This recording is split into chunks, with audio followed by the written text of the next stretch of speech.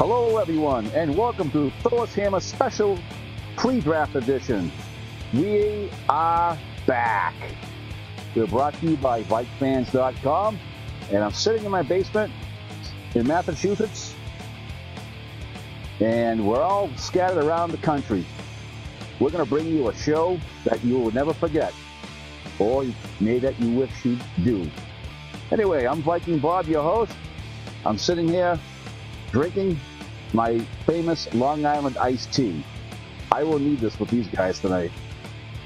Welcome everybody to Georgia Vike, OBM, Mike Olson, and special guest, NFL Draft Guru. Let's go to Atlanta first and say hi to Georgia Vike. How's it going, Bob? I feel no pain. Well, that's good. It's good. Sitting down here drinking my usual, looking for those coupons still that I was promised last year for free sweatshirts, but I'm drinking the Miller Lite tonight. Having a good old time down here. But hey, man, we're ready to rock and roll. Let's get this little draft edition out of the way. Let's do it to it, man. How's it going up in Minnesota there, Mike? Hey, I'm sitting up here in MPLS living the dream. What am I going to say? Yeah, sure.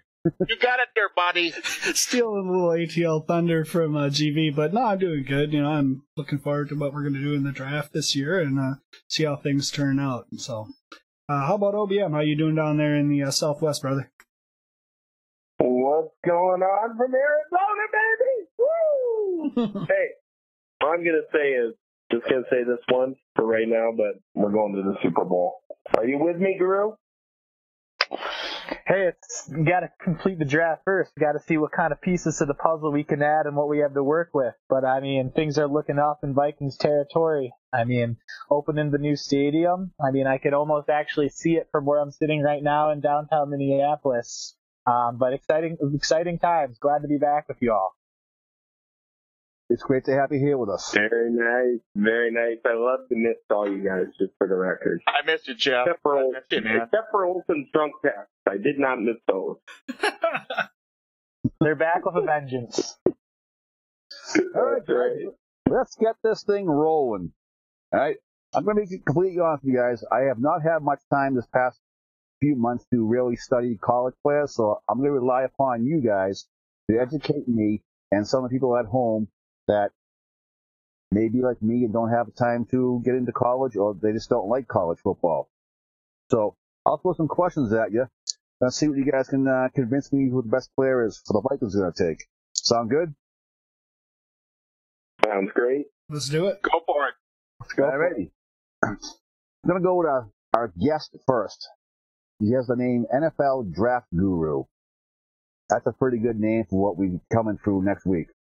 So, NFL Draft Guru, with a 23rd pick in the 2016 draft, the Minnesota Vikings take go. Go. I think they could go a variety of different directions. The cliche answer is, first of all, however the board may fall, I think the talents in this year's draft, are a bit deeper than many media analysts give it credit for. But it'll be interesting to see if positional or high-impact offensive players get pushed up the draft board due to the depth on defense, or whether that goes the other way. I think if I was going to look at it right now, barring any trade-ups or trade-downs, I think my choice for the Minnesota Vikings is Josh Doctson, wide receiver out of TCU. Tell me why. The Vikings need to do something. What's special about him? What's special about him that we want him? I think what's special about Doctson is that he can go up and he floats to the ball. He tracks the ball in the air, goes up and makes good with contested catches. The Vikings have struggled so far with their X receiver spot when they have a split end spread out wide, who's on one side of the field. Mike Wallace was in that role last year. Going deep down the field, Teddy wasn't able to build chemistry with him. But the alternative of Doctson, he's more of the type of player who you can throw the ball up to, and he's going to have to come down with those contested catches, something the Vikings haven't had since Sidney Rice. All right, that sounds pretty good. Let's go to OBM. Your call. Vikings are on the clock. You're picking. Go. I think I'm going to have to go with Treadwell here out of Ole Miss. to me, he's the best wide receiver in the draft. I kind of agree with Drew. I mean, you can't really go wrong with either one of these guys, I don't think. But I think Treadwell's going to be there. I think Doxson could be gone. So that's why I think the Vikings are going to end up with Treadwell. But either one of those guys, even Coleman at that point, I'd be happy with any one of those three at this point. So. Right now, Treadwell is my pick. That's where I'm at right now. What about you out there in the big Atlanta? I agree with you on that, but I was going to say, we'll go up to Carson Wentz, but I was like, he'll probably be gone. Then Joey Bosa, like, he'll be gone. So I'm like, Treadwell, I hope Treadwell's on the board. The reason I like Treadwell is just I think he's the best post-reception receiver in the league. Him and Doxson are really close to that, but I think Treadwell, to me, is a guy that doesn't catch anything going at him. So I'm hoping Treadwell's available, but then again, I'm not a genius to any of this stuff here. It's just going to have personal bias a little bit, and it's kind of like later rounds. There's other guys I want, but that could address that wide receiver position. But right now, I think he'd be the guy to be targeting round one. What are you thinking up there, Olson? Well, I mean, I think it's pretty interesting that we're talking about offense. We're talking about wide receiver. How long has it been since we've been talking about taking a wide receiver in the first round? And I'd have to agree. Personally, I don't know that Treadwell is going to be around when we pick. In our mock on our website, I chose Doxson as the pick, and I'm hoping he's going to be there because I think that we really do need to bring in a guy that can go get the ball for us. So that's my pick. But like Guru was referencing, there's a lot of different ways that could go that way. So if the board doesn't fall where either of those guys are available, I'm really interested to see where the Vikings can go based on what they've done this offseason. All right, so the four of you guys are all saying wide receiver most likely is first, right? I'm hoping.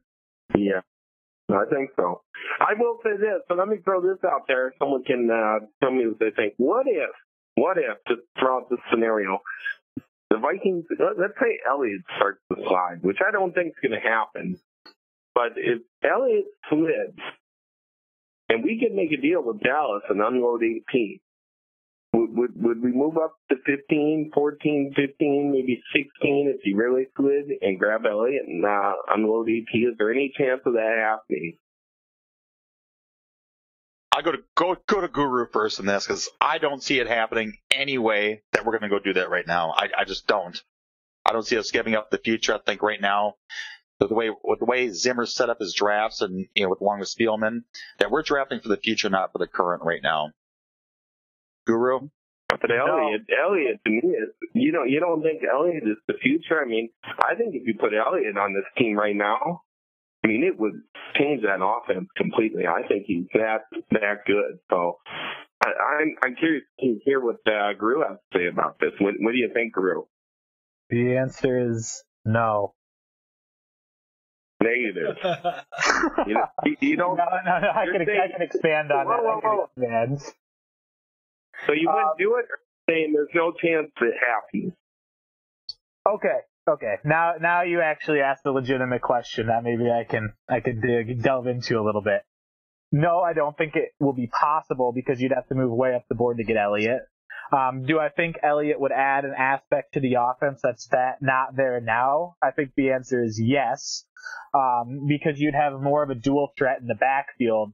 But right now, this is still going to be Peterson's team. And I mean, I don't know if the Vikings are ready to take that next step to bring in another running back, or if they're really going to let Teddy have the reins for maybe, half year or a year after we move on from Peterson to see if he can do it on his own with more of a hybrid back, such as McKinnon, or I mean, they'll bring in someone else, obviously, who can bang it between the tackles a little better, but I don't know if the Vikings are going to move in the same direction of having that featured back. I mean, I think Zimmer would like to, if you just look at how Cincinnati has built their team, and I mean, just the aspect of trying to keep the defense off the field for longer periods of time. But, I mean, the NFL is changing, and it'll be interesting to see if the Vikings kind of go along with more of the traditional power running game that kind of dominated us for years, or whether they'll kind of change and go with more of the modern day spread offense that's taken over the NFL.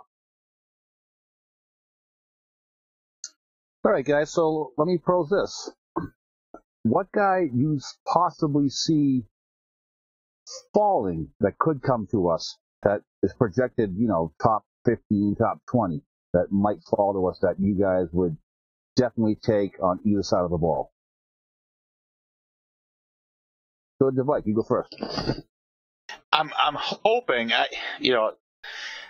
to be honest with you, the guy I want to see fall to us, I'm not sure if he's going to go in the top 20 or not. It's Andrew Billings at a Baylor. I'd love to see him come on in because he's a huge D tackle. You can never have too many D tackles, but I'd like to see Billings fall down to the Vikings. Just that you can never have too much defense to me, and that's the way that Zimmer likes to circle in and circle out his guys or rotate his guys. It's huge. I think Billings would be a huge, huge upgrade on this team. Well, yeah, your thoughts. Well, I like Billings too, but if there's one guy I'd like to see drop, that would be someone like Miles Jack, which I think the odds of that happening are about the same odds as Olsen, me, or you or GV staying sober tonight. So it's probably not going to happen. But Miles Jack would be the guy that I would love to see slide down. He would bring something to that defense that I think would just put that defense over the top, and just it would be something real special with him on board. But you never know. I mean, I'd love to see us trade up if there's someone that we like, but it's just not something we do too often. So I'd love to see Elliott slide a little, then move up and get him. But if you ask me one guy that I'd like to see slide, I'd say Jack. That'd be more than a Randy Moss-esque slide if Miles Jack were to slide into the Vikings at 23. Do you really honestly think that's even a possibility? No, I don't. Not at this point. I mean, unless he gets arrested sometime in the next 5 days, then you never know. But, look at Floyd. I mean, everybody Floyd was penciled in at going to the Raiders at 3 a couple years ago, and he ended up sliding down to us. So never say never, I guess, right? That'd be the most wicked slide ever. Not to come down on anybody. I think it'd be the equivalent of Goff and Wentz not going 1-2 this year. I think it's possible that Jack will slide out of the top 10 due to his knee right now. So I think that there are some concerns around Jack. Him getting to 23 would probably be an exaggeration. But at the end of the day, I mean, teams in the top 10 tend to draft for high upside picks. So, I mean, I don't know if someone will take a risk on a knee if they're not completely sure that he's going to be healthy for the next, 5-6 years at minimum. But no way he makes it to 23. A team will take a chance on him before then. Wow. Yeah, I tend to agree with you, but if there's one guy that would be nice to see him slide, it'd be that guy, that's for sure. Well, I'll say either Jack or Billings. I mean, Billings I think is probably more realistic, right? Or that would be even within striking distance, and that'd be a pretty nice piece to have. Like something like you said before, you can never have too many pieces on defense with a Zimmer coach team, but I am looking forward to our team moving in the offensive direction, see what we can do on that side of the ball. All right, Guru, same question to you. Who's going to drop it you want? If I could have one player drop to us, I think I'd probably choose Leonard Floyd out of Georgia. I mean, oh, yeah. People look at him as a 4-3 strong side linebacker who's going to be able to rush the passer, but I mean, there are some concerns of whether he's strong enough at the point of attack. He doesn't shed his blocks quick enough at the line of scrimmage to be fully effective in that role right now. But with his freak athleticism and his ability to tackle in space, I mean, could have him as an off-the-ball linebacker, throw him in the weak side linebacker spot of Zimmer's defense, and I mean, we would just have a freaky linebacker corps when we're in our base defense. And I mean, on another side of things, I mean, with Barr struggling with injuries his first 2 years in the league, I mean, having someone who could potentially be a strong side linebacker if needed, it would definitely almost be a luxury. But since you'd be filling a need elsewhere for 90% of the time, I mean, the value may be there. No, I'm all about defense anyway. So if either one of those guys, class, potential stardom, falls to us, I hope they take that. Wide receivers are, anybody. I mean, Tom Brady makes wide receivers better. Peyton Manning makes wide receivers better. Yes. I said Peyton Manning too. So from there, you have Teddy Bridgewater, who has struggling throwing the ball to wide receivers, making them look better. Is that a potential problem?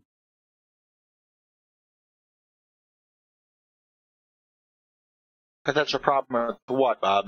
Maybe I misunderstood the question. The deep ball is not very good, so if we grabbed a Coleman, a Dotson, a Treadwell, is that going to make this team better? I think so. I think right now Teddy needs to take over this offense. I know Adrian's still there, and they're still going to make this ball the game go through Adrian until the wheels fall off of him.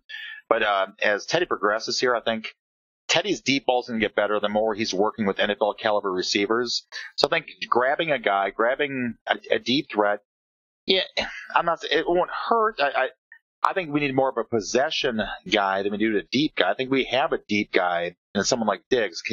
Diggs reminds me of Percy Harvin in that way. So I think to grab a possession guy, kind of like I was saying before, Treadwell, or even a Dotson who can get the deep ball or can get the across the middle passes, I think that would actually improve Teddy Bridgewater right there. All right. Guru, your thoughts? I mean, I don't know if I'm as concerned about Bridgewater's deep ball as some people are. I mean, I think when you look at the picture as a whole, there are a few things that were even outside of Bridgewater's own play that influenced how the deep ball worked this season. I mean, look at the offensive line. I mean, even though he was being pressured regularly when he was in the pocket, I mean, just you're not able to build chemistry with players when you're constantly, I mean, when you just don't get it early in the season, I guess.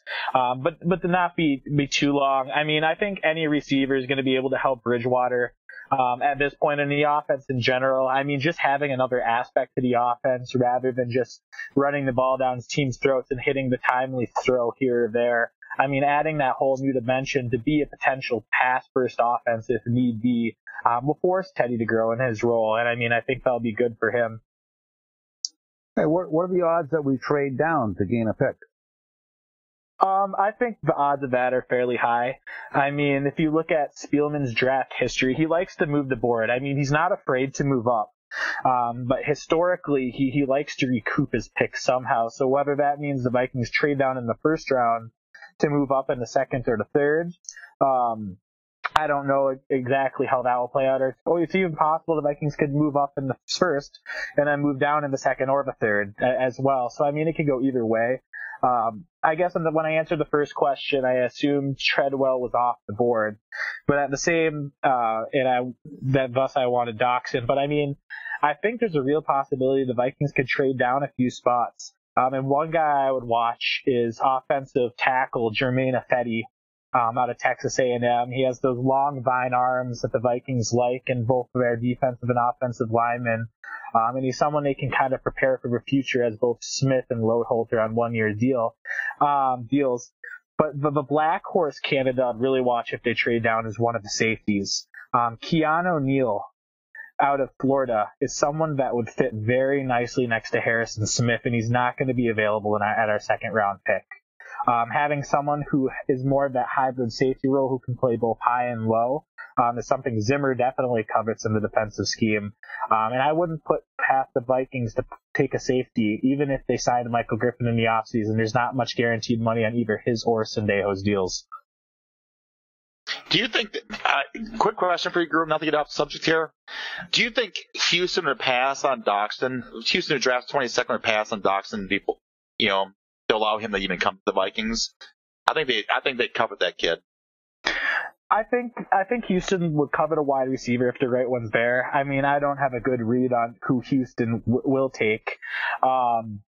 But I mean, I think there's a good chance either one or both of Treadwell and Doxson are off the board. And then that leaves you with a guy we haven't really talked about much here is Michael Thomas out of Ohio State. I think he's definitely someone to keep your eye on as well. He fits size-wise and scheme-wise what the Vikings are looking for in a possession receiver as well. So I think he's someone to keep an eye on. And I mean, drafting him at 23 isn't too early. I mean, a lot of people who follow the Bengals and the Bengals as a whole seem to like Michael Thomas quite a bit as well. So I don't even know if trading down to take him is a realistic option. But like I said, it's however the board may fall with such a deep defensive draft, skill position players may go early. It's just, if you look at historical drafts, it's happened before. So it's hard to say in the Vikings situation what they'll do. But at the end of the day, I mean, Rick Spielman as their GM, I feel comfortable with him leading the ship of knowing that they'll take either the best player available that's on the board that fits one of our needs, or they feel very comfortable in moving back and gaining value that way. And to be honest with you, with Thomas, I'm not a big Thomas, supporter. I'm not a scout, but I'd rather have Corey Coleman than Thomas. Yes and no. I mean, they both bring different aspects. I mean, Michael Thomas doesn't fit the mold as like the sexy wide receiver who's going to burn you down the field. I mean, you look at Thomas and maybe he only ends up being kind of a 1B or a number 2 receiver, but I think overall he'll be a very solid one at that. He's someone you can throw the ball to and he'll move the chains. So I mean, there's nothing wrong with that. And I mean, based on what I've heard about Thomas's personality as a whole too, he's a very driven individual. And I mean, he definitely has the athletic skill set that teams will be looking for. So, I mean, there's nothing that you really probably couldn't put past him. All right, so if the Vikings pick at 23 and set up a trade, who do we pick for the second round? Or better yet, if we do make a trade down, what do we get back and where do we go from there? GV. I think we can get Neal in the second round out of Florida. I think it's a practical landing spot for him. If we could get Neal in the second round, I think it'd be perfect. We get a wide receiver or defensive lineman, in the first round. Second round, go for that, additional quarterback safety in there. And I think Neal has a possibility of sliding down there for us to grab at that time. What are you guys thinking? All right, so you're saying no trade? I wouldn't trade right now unless somebody offers up something. I hold pat where we are. It's watching the trades that have been going on here with these other teams, making ridiculous trades to grab quarterbacks that aren't Andrew Luck, that are not Peyton Manning. People are overvaluing certain positions. I think the rest of the draft will fall in order like it normally does, but 1 and 2, and the values that have gone there where they went there in the first round, I hope people aren't like that in the second round where they're overvaluing certain players, who shouldn't be drafted higher than they really are. So it's kind of like, I don't know. It's from my personal draft board in my head. I wouldn't move anywhere. I'd stand pat, stay where we are, wait for the guy to fall to us, because we don't need anything besides, maybe some offensive linemen who won't be there anyway. So just wait. Okay, so you're on record as saying stay at 23, take the wide receiver. Round 2, stay wherever we are and take the best defensive player? Yeah, I'm looking for a defensive back. Yes, correct. Defensive back? Yes, correct. Safety or cornerback? Either or. All right. Either or. Let's go to Mike Olson, secondly. Same question to you, sir. Well, I'd like to see us go with the safety, and I hope I'm answering the question correctly because I've kind of been a little distracted by what's going on with the hockey team tonight. But sorry about that. But I'm looking for us to get anybody over there alongside Smith, and I don't think what we've done in free agency is enough to hold us throughout the year. I'm hoping that we can draft somebody that we can have at that position for the long term and be solidified there. It's one of the positions that I feel like we really need to address in the draft this year. All right, so would you stay at 23rd and take a wide receiver, like we said in the first round, or would you trade down and do something differently? And if so, what would you do second round if you stayed or traded? Well, I would stay if Doxson is available or a receiver who is worthy of that pick. So I would stay there, and I would take a wide receiver there because I think you're going to have decent value, and I think Doxson is going to be available. So that's where I would stay, and not trade down. I think, and the Guru said that it's a possibility that there might be a partner for us, but that's too much for my little brain to even think about. So yeah, I'd stay there, and I'd be looking for safety in the second round. And if safety's not available, then I guess I would probably be looking for a linebacker. All right, good answer. OBM, let's go to you. Same question. Yeah, I got to agree with both. I think we need to go safety for sure in round 2. I don't think there's any doubt about it. The draft is pretty deep as far as defensive tackle.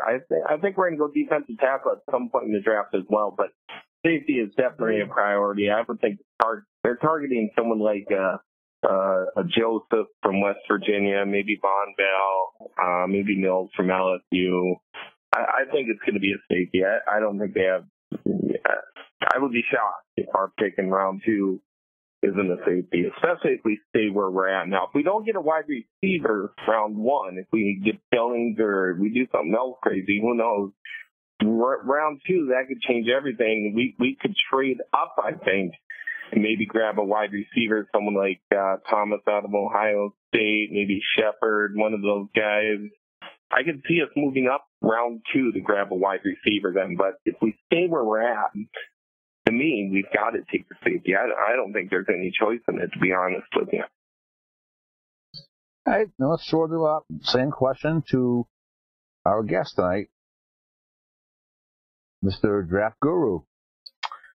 Well, I think, first of all, I mean, I'm not an advocate of trading down from 23 if either Treadwell or Doxson are there. I think from a wide receiver perspective, I mean, the top tier of wide receivers is pretty good, but those are the 2 guys that specifically fit the Vikings' needs, in my opinion.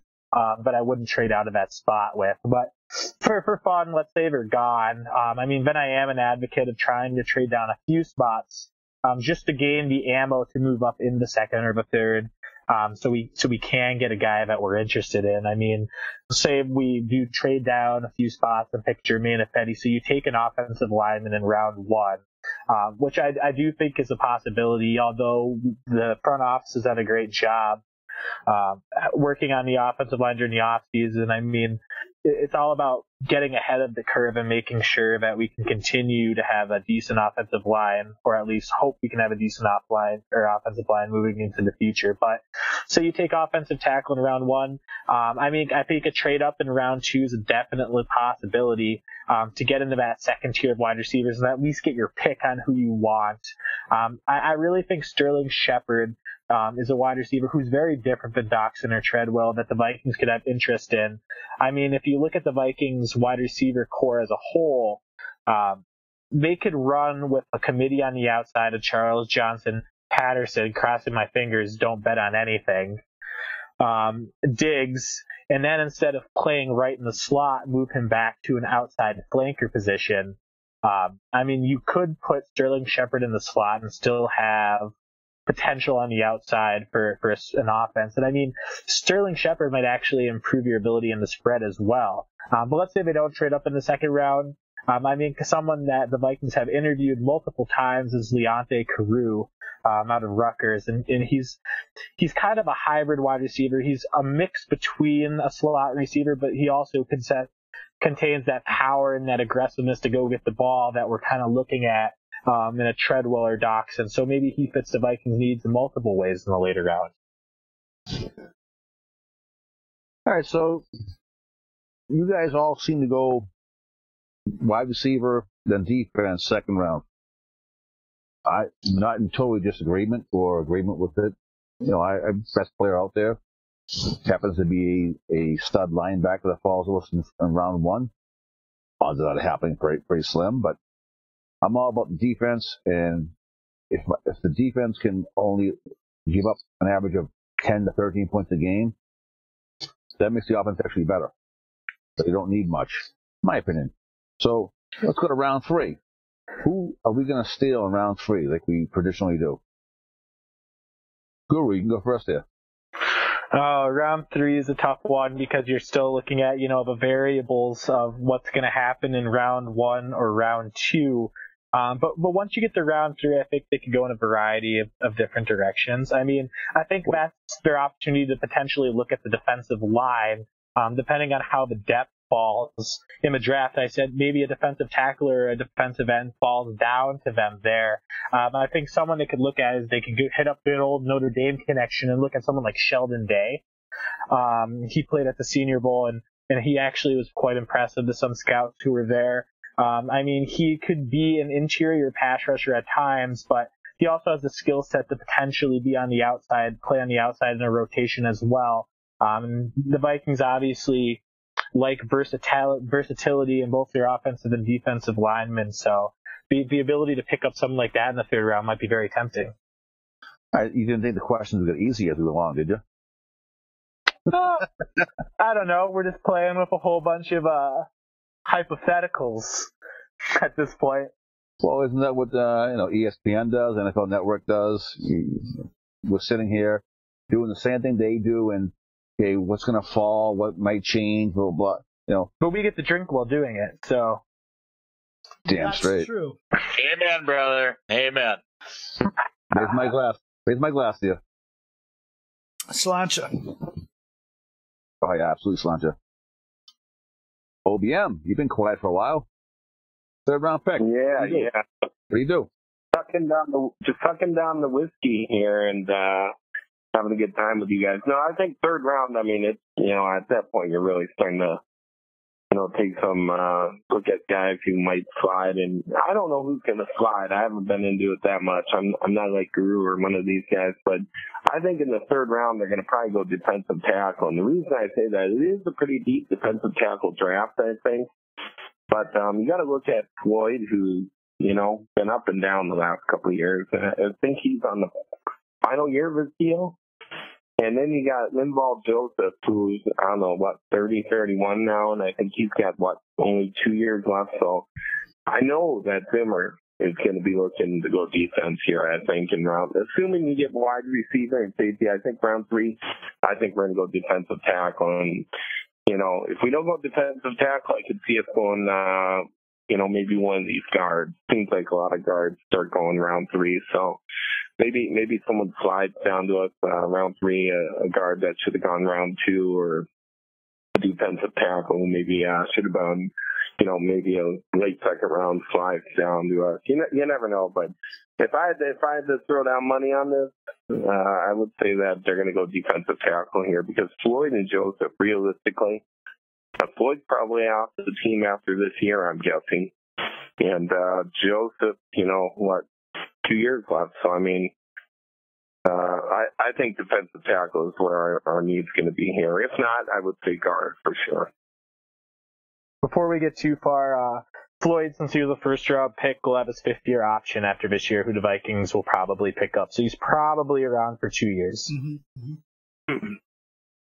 But do you think that would really change what they're going to do? I mean, maybe a little bit. I still think round 3, as deep as this draft is, defensive tackle, and as much as Zimmer likes them. So that's the one thing I do like about this coaching staff, is I think they're looking to the future, because this team is ready to win now. We've got about a 4 or 5 year window, I think, right now to win a Super Bowl. And if you can add someone in the 3rd round, a defensive tackle that, you let them sit behind Floyd or Joseph for a year or 2, I mean, that's invaluable. So to me, if there's someone there at defensive tackle, I think you got to go D tackle or guard, offensive line, somewhere along that offensive line too. But, 3rd round, who knows? They could take a wide receiver for all we know at this point. No, I'm not disagreeing with you, but at any means. By any means. I mean, they'll take a defensive tackle at some point. I think the matter is just whether they're going to go with a defensive tackle who's more of a 3-technique pass rusher, or someone who's more of a, run stuffer like Joseph, or maybe someone even in a hybrid role. I agree with you, brother. I agree with you. All right, so we basically have all decided who the top 3 picks will be. Oddball question here. Who was going to be the steal of the draft? First rounder, seventh rounder? Who's going to follow what that's going to be? Bob, I'll tell you right now.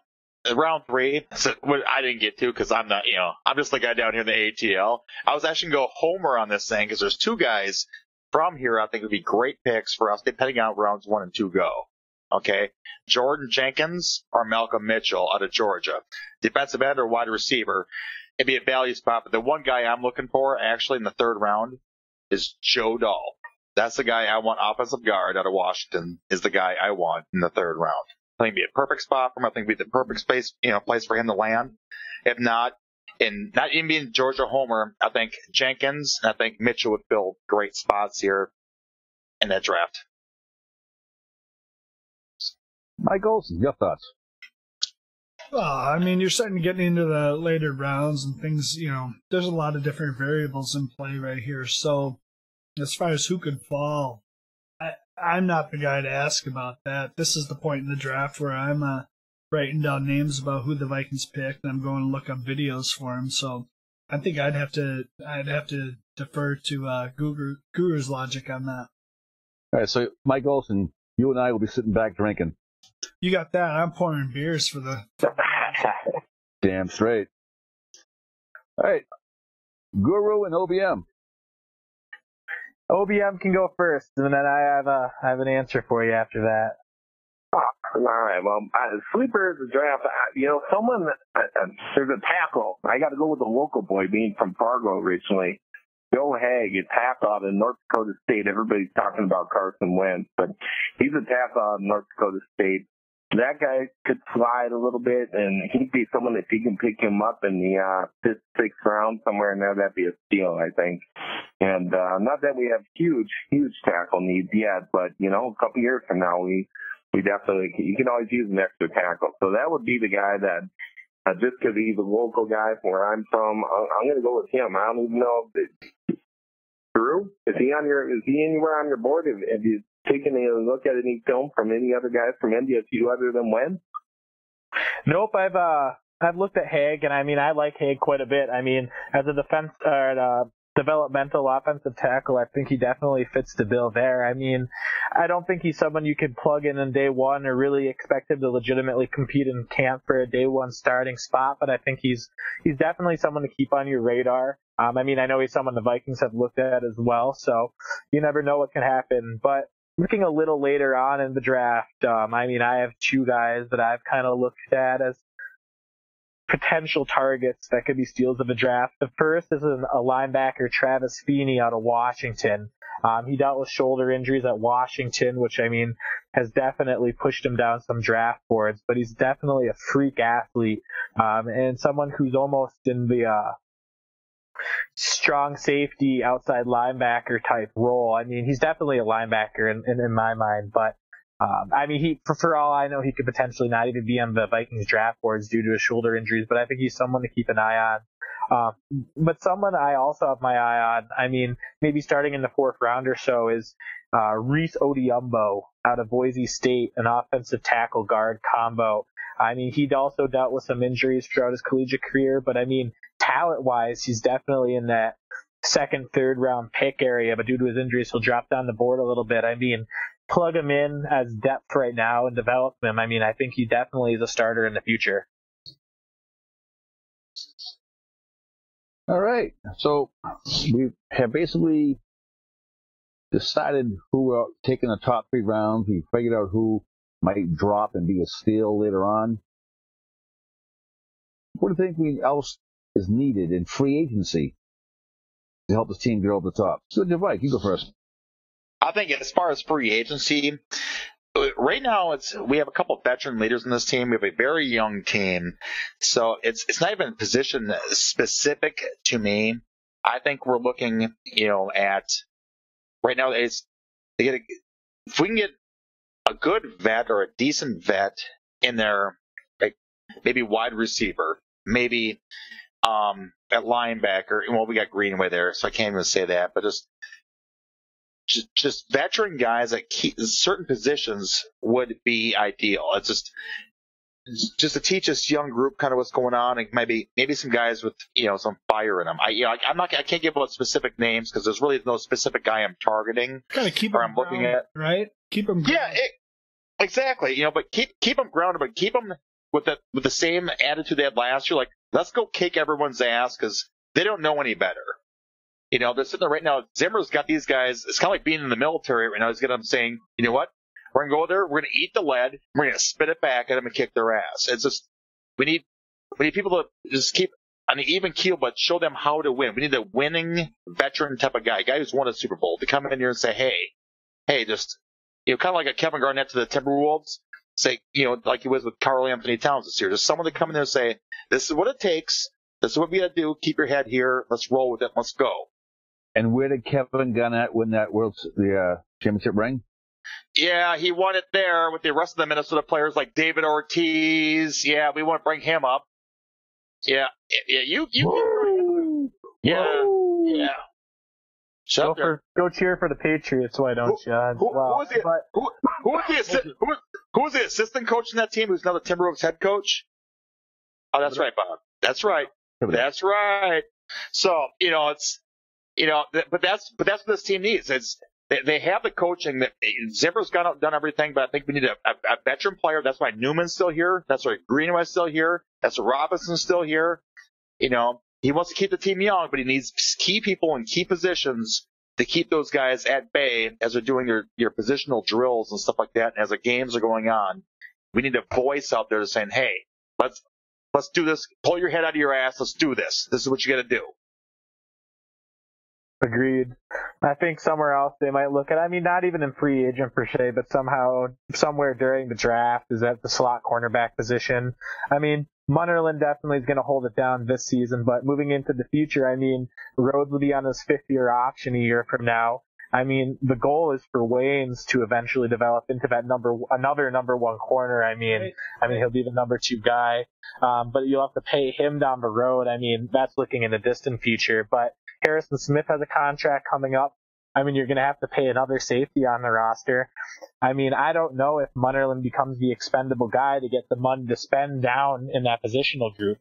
I don't think Marcus Sherrills is the option. So building up some depth at defensive back in the mid to later rounds that you can cycle through over the years, with your key pieces that are developing there, is rather important moving forward. Pretty much, those guys hit the nail on the head. I'm chiming in. We've got the right coaching staff. You look at our off season here, and you look at the addition of Boone, and we signed a new offensive line coach. To me, we've done everything right here. We've retained almost all of our free agents, I believe, with the exception of Josh Robinson, who right now currently is cleaning my pool. So I think we've done the right thing as far as re-signing. He's out there right now. He's cleaning the pool. But, we brought back Greenway for another year. Or is that official? Is Greenway officially back for another year? Yep, he signed. Yeah, that's what I thought. So, we've brought everyone else back. I like our depth. Free agency, everything we've done this year, even with the coaching staff, I love what we've done. So I think we've really set ourselves up. And, you look back at teams that won the Super Bowl in the last couple of years, to me it looked like they had 3 really, really good drafts, and then they won the Super Bowl. But when I look at the Vikings right now, I think if we can have a really, really good draft again, I think we're right there. I don't think there's any doubt. I think, if we give Teddy just another half second back there to throw the ball, he's going to be phenomenal. And I'm with Guru. He struggles with the deep ball, but it's not something I'm worried about. I know that guy's working on it right now. He's trying to get better. And let's just be honest. 2 years ago, I wanted Johnny fucking Manziel. You're a moron. And I said anybody but Johnny Manziel. Anybody but Johnny Manziel. I said I wanted a car, and I said I wanted Bridgewater, and anybody but Manziel. So it's all yours, OBM. You can own it. I appreciate it. I'm gonna own up to it. I was screaming for Johnny Manziel that year, but you look at it. To me, Teddy, he's the guy for the job right now. I think Zimmer's gonna bring him along. I love what they're doing. So I think we made all the right moves here. It's hard to criticize anything they've done at this point, to be honest with you. Olsen, are you with me? Are you watching The Wild? Man, I'm watching The Wild, but I'll tell you what. If you want Johnny Manziel, I got to write you off. You might want to go out and take a clean in that pool yourself, bro, because, man, that guy, I don't know. And I'll own up to it and I'll admit it, but I have a little bit of doubt in my mind about Bridgewater. I mean, I think he can take the step forward. I'm worried that we're not going to put him in a position to take that step. That's the thing that I worry the most about. Hopefully we come out, we give him the weapons that we need, we give him the security that he needs, and he can take that step forward. That's what I'm looking for from him this year, because I don't want him to be just another guy that's commanding the offense. I don't want him to be the game manager. I want him to be the guy that defenses don't want to play against. I want him to be an elite quarterback, not just an average guy. I think that's a good explanation. I mean, the Vikings definitely do need to put him in the spot, for him to take that step. But I think that's something often forgotten about the Vikings is that, one, everyone looks at the holes on everyone's roster, and every roster has its holes. But at the same point, with all the young players on our roster, we're just going to have natural development as well. That should make the team better as a whole. Just look at the defensive side of the ball. Sharif Floyd still hasn't reached his prime. Danielle Hunter, he should continue to grow. Eric Hendricks was coming off a rookie year. He played very well, but he should improve. Barr is still learning his role as well. Look at what he did in that Atlanta game. He completely wrecked the game. And put him inside in US Bank Stadium on turf, and he's just going to be flying around. I think there's some natural progression that'll take place as well. So something just not to be forgotten. Wait a minute, I got a question. Are you telling me no one else here wanted Johnny fucking football 2 years ago? Let's be honest. Come on. No one? Nope, not from what I can see. Nope, I looked back at my quarterback rankings that I posted on the site about 2 years ago, and Bridgewater was number 1, Carr was number 2. Wow. Balls. That's crazy. I stand alone. Sorry. That guy, that is respectable that you stand there still proclaiming what you had chosen back at that time. Well, that guy just kind of went beyond the tiny bit of arrogance that you want in a quarterback and the little bit of attitude. It's just full-blown cockiness and douchebaggery. That's what that guy represented to me, and that's why I was kind of like, we need to stay away from that guy. All right, guys. Last question for the night. After the draft, the way you guys see it, where do we end up? Michael, you go first. Where do we end up as far as end of the season record? Correct. Oh, man, if we're not 13-3 this year, it's a disappointment in my book. I know that we have a little bit of a tough schedule at stretches, but there's no reason why we shouldn't take one from Green Bay, and I think that we should take 2 from the other clowns in the league. So there's 5 wins there, and then the rest of it is just go out and take care of business. I see no reason why we shouldn't be 13-3 at the end of the year. And then once you get in the playoffs, you got to look at what the competition is that you're facing there. All right, good answer. OBM. Same question. Well, I think 13-3. You know what? You always win. Seems like the Vikings especially. You're going to win a game that you shouldn't win, that we don't expect to win, and we're going to lose a game or two that we don't expect to lose. I think we're going to be 11-5. But I'll tell you what, that home field is going to be a massive advantage, and I'm real excited for the year. I'll tell you that. So I think 11-5 this year again. But the bigger thing is I think Teddy is going to make some progression this year. I was critical of the guy last year, but everything I've heard during the off season is positive with this guy, and so that gives me reason to hope. And another half second behind that offensive line is going to be huge. Huge. 11-5. I agree with OBM. If we go 11-5 this year, that's kind of what I'm expecting.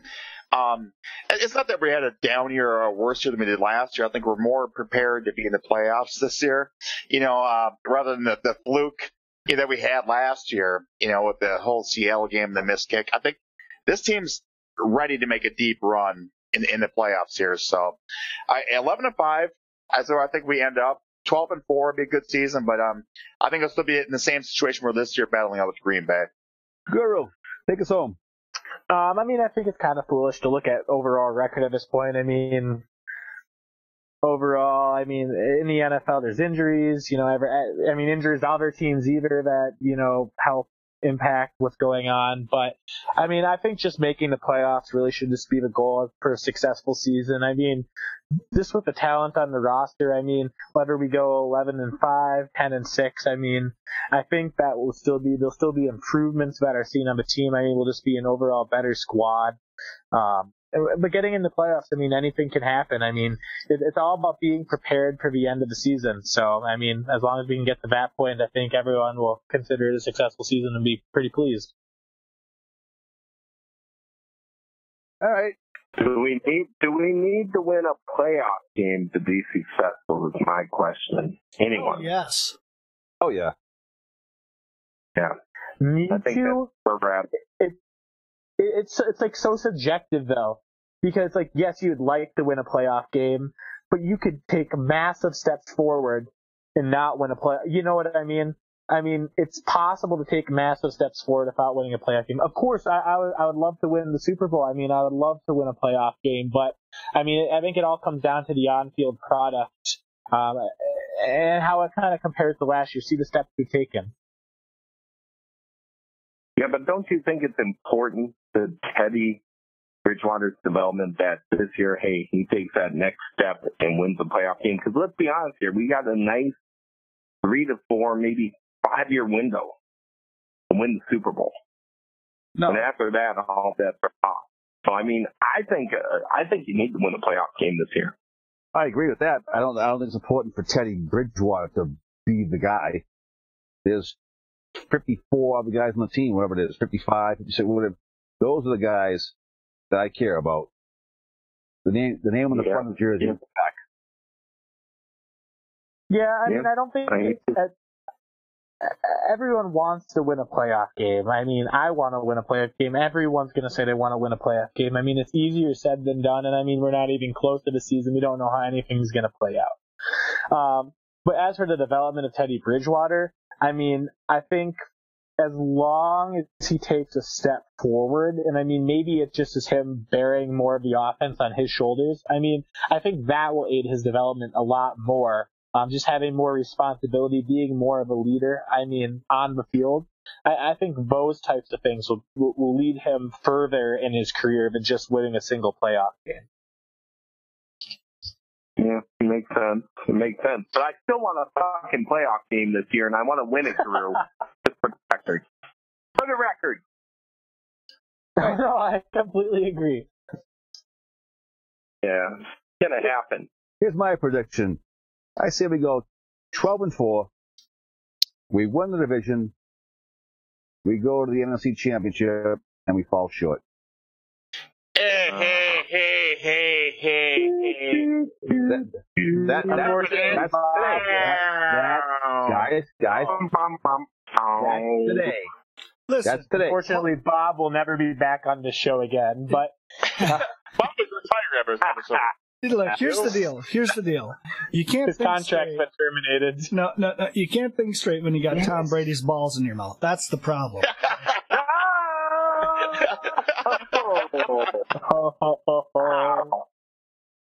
Don't be jealous. Don't be jealous.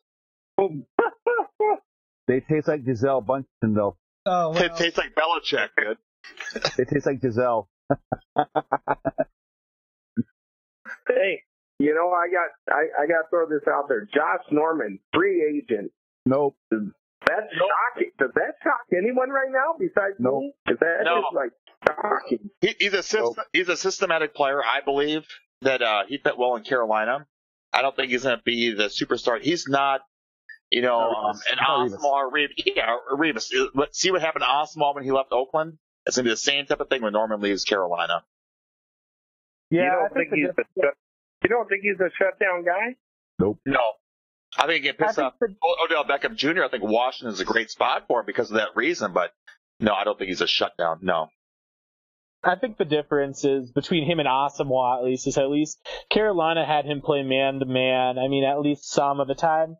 Do I think he'll have the same impact he had in the Carolina defense? No, because he's not going to have nearly the same pass rush in front of him either. I think that's going to be the bigger impact on Josh Norman than it was on the actual, whether he's playing in a zone or a man-to-man scheme. But, pass rush does a lot for defensive backs. It's that less, or that those fewer seconds that you have to cover your man that really pay off down the road. But, I think it's good for Norman. He'll have a challenge in his career, and it's understandable. Somewhat of why Carolina got rid of him too, to get their compensation pick next year. When they knew they weren't going to sign him to a long-term deal anyways. The Vikings give any interest in him? No. He signed with Washington, so no. Yeah. I did not think they would anyway, and I'm glad. Not that price. No, it's not a move the Vikings need to take. They have very high expectations for Trey Waynes.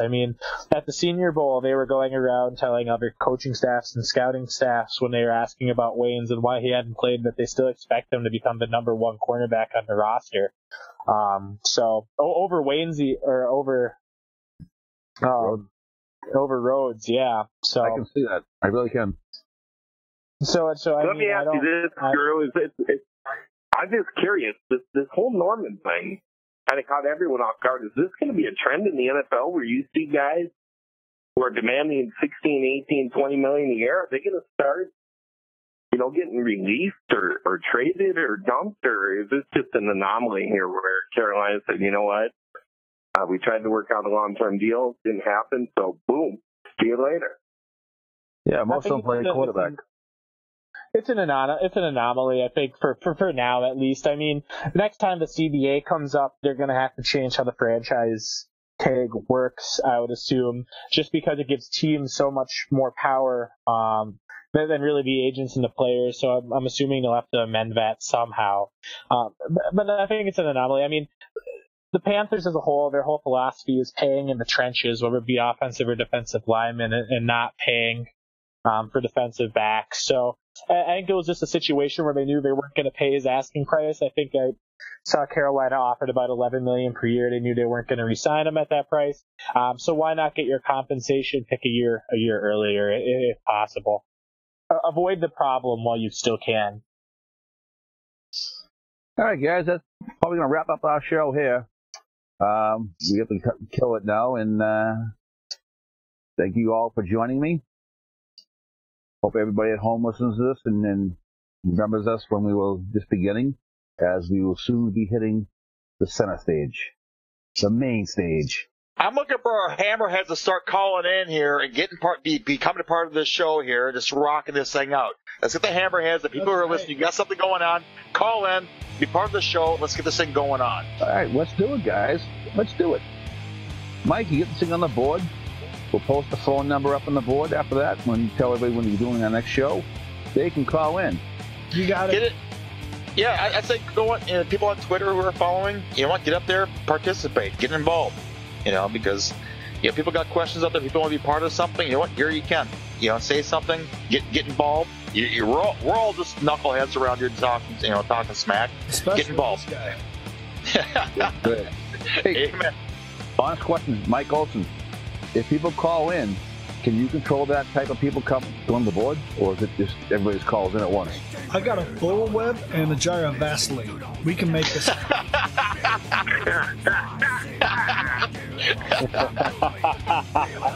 No wonder why GV went home sort of. Olsen make butter. Olsen make butter. He got really excited when you said Vaseline there. That's how I'm going to put. Really.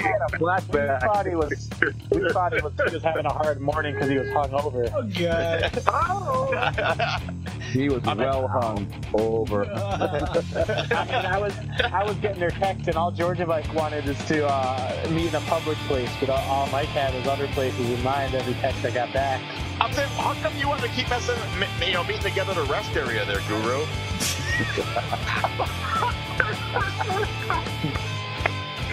I think it gives you the advantage. He's like exit 43, Maple Grove. I'll be there at 9. I'll be in the tent in the back. Hopefield of Industry. Dog on the two guys. Next time you guys all go to the bar, I think you need to Periscope. I think next time we go to the bar, Guru's got to quit having his toe underneath the stall next to the bathroom.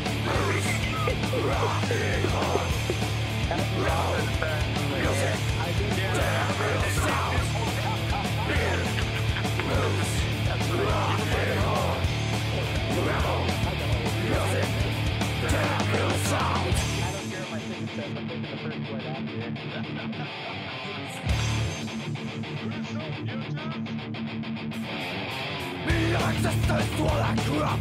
All we want is drink and rock. You give it sucking your power stick. That's quite weird, don't you think? Someone's lying on the bed.